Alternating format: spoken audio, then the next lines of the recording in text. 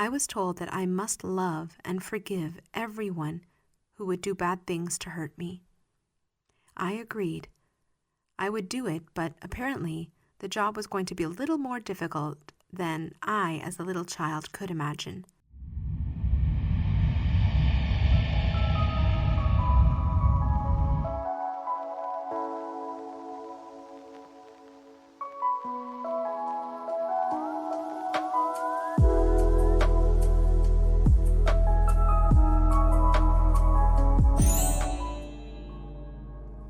Today's NDE is by Denise. I was rushed to the hospital for what was determined to be an emergency appendectomy. Going back a day or two, I had a stomach ache, so my mother kept me home from school. The pain came and went, which meant for large portions of my day out of school, I did what any normal 8-year-old would do. I played. My mother was very angry with me for appearing to be perfectly well. The next day, despite my cries of stomach pain, she sent me to school. During the course of the morning, I developed a fever, which increased rapidly. The nuns called my mother to come for me, as I was vomiting and burning with fever. She insisted they send me home on foot. We lived several blocks from the school. Back then, it was very safe for children to walk home alone. It seemed a very long way to Seminole Avenue, where we rented a house. I made it, vomiting along the way. The fever grew in intensity and hallucinations began.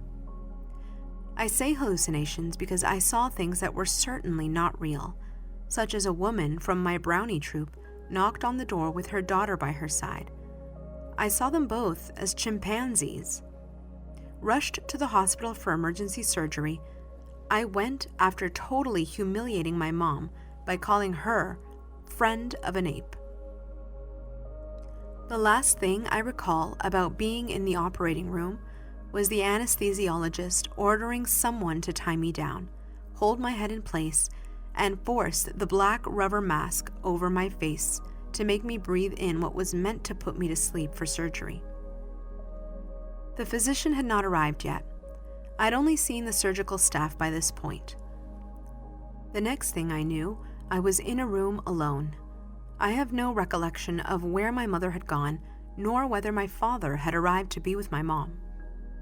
My next memory was of a nurse who had brought in a coloring book and crayons for me. A little after-surgery gift for good patients, she had told me. I recall telling her bits and pieces of what I had witnessed, to which she responded something about anesthesia doing unusual things to patients while they sleep.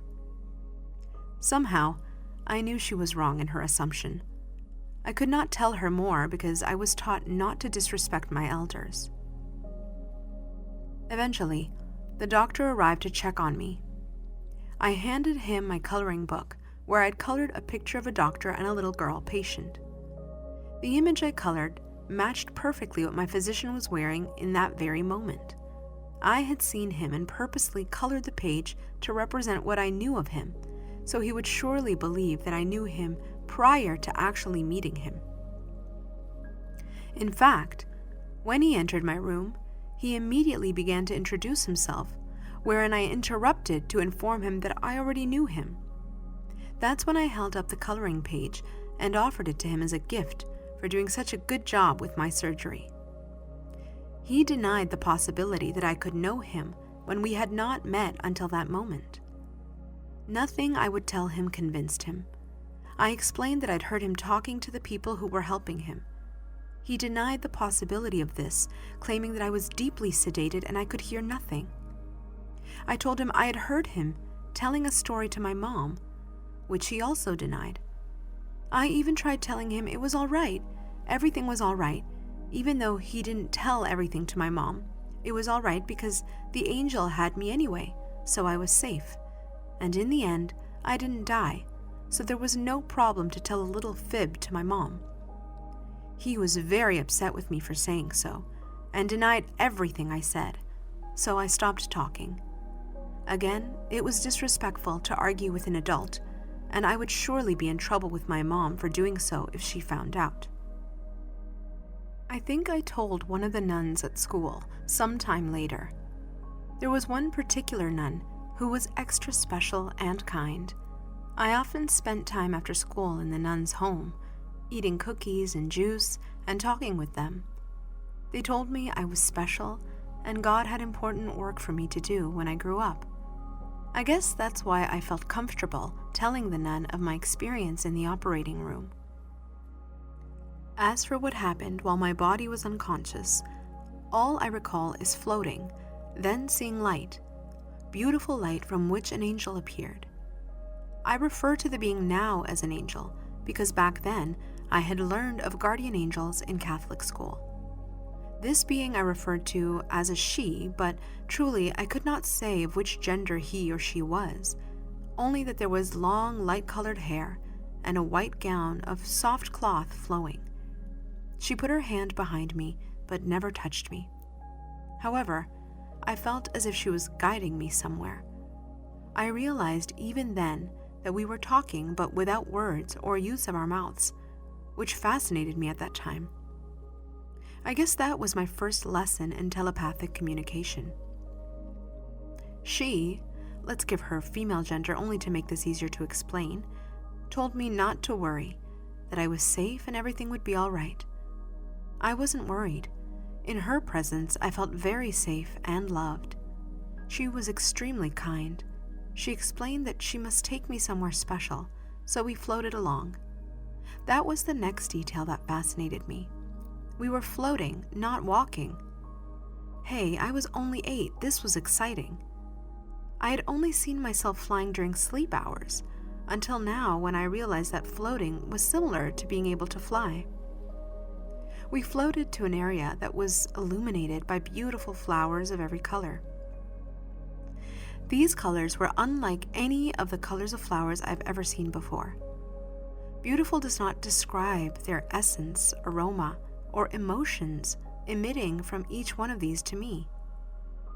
I saw a little creek of gently flowing water with a little bridge crossing over it. This is what gave me the idea that she was an angel, my guardian angel, because the little bridge reminded me of the picture of the guardian angel crossing the little child over a broken bridge which hovered high above some rough waters during a very stormy night. Everyone Catholic in my age range surely remembers seeing this holy little card of the guardian angel. We floated across the bridge and stopped. That's when I noticed far in the distance another light. This one was much brighter, stronger, and moving towards us. The interesting thing about this light is that regardless of how close it was to my face, it was never too bright to hurt my eyes. In later years, recalling the details of my incident, I realized there were no shadows in that space, nothing dark anywhere either. The light grew and grew as it came closer to me, bringing with it a love greater than any I'd ever felt on earth. My mom was rather abusive and seemed not to like me, so I never felt much love from her. My father seemed to love me, and the nuns at school loved me.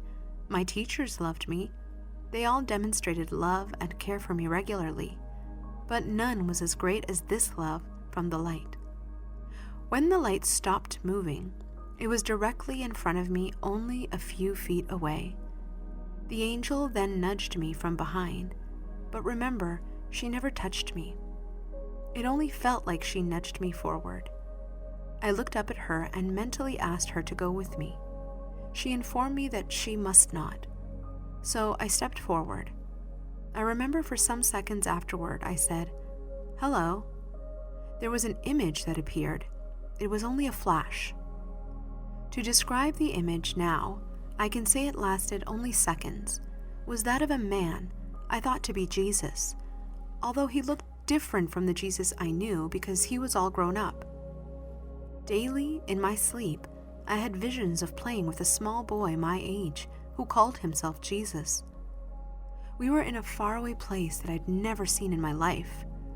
This image, coming from the light, was of a grown man, but I felt him as Jesus. His hands were outstretched, and the voice emanating from this light said to me, "Come closer, little one." I began crying as I was filled with a super strong sense of being loved. As I said, unlike any love I had ever in my life felt before that moment. The image only lasted seconds, but I continued to feel safe in the presence of the light. I recall crying so hard and begging him to take me home. I so wanted to go home with him, not back to my earthly home. Thinking about it later in life, I have no clue where I got the idea of there being another home other than the earthly one. Somehow, I just knew that home was there with him. I begged to go home, crying and pleading for some moments. I felt his arms wrap around me as he shushed me, calmed me, and told me I could not go with him at that time because he had a big job for me to do for him if I wanted to help him with something very important. I excitedly agreed to help him with this big job. That's when he told me I had to go back and to always remember that he is with me. My job was explained as such.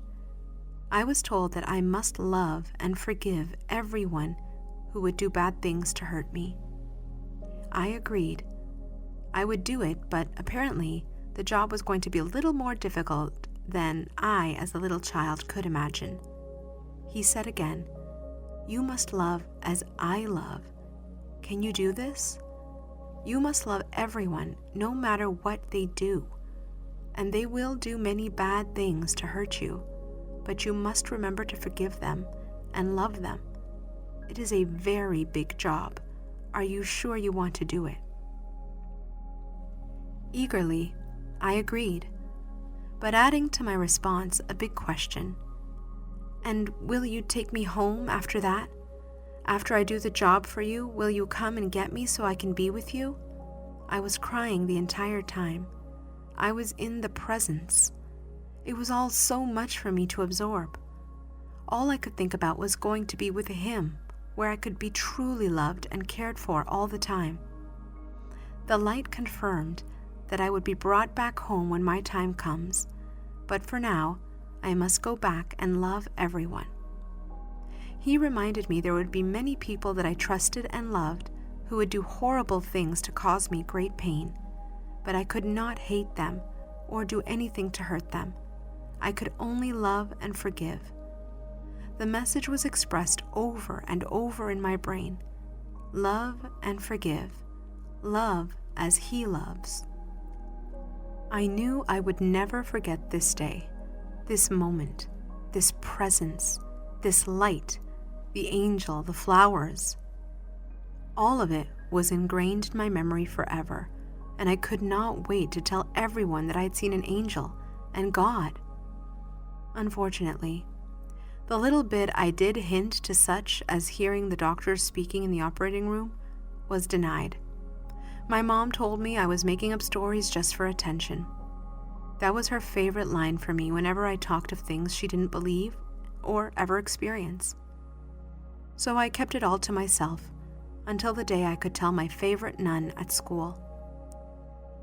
Her response was one of encouragement and joy. She told me that I must be very special in God's eyes for him to have me come to him with an angel. She also said that he knew I would be able to do the job, and that would be my task for life. She said it was a very special and important job, and God loved me very much and already knew I would say yes to his request. I recall he called me little one more than once. I cried a lot. He hugged me so tightly, even though I saw no arms or physical body. I felt the hugs, the warmth, and the love emanating from that brilliant light. He assured me he would come for me when it was my turn to go home. But for now, I must go back and do this big work for him. He even knew no one would believe me, but I must not be concerned for that. Just love them anyway.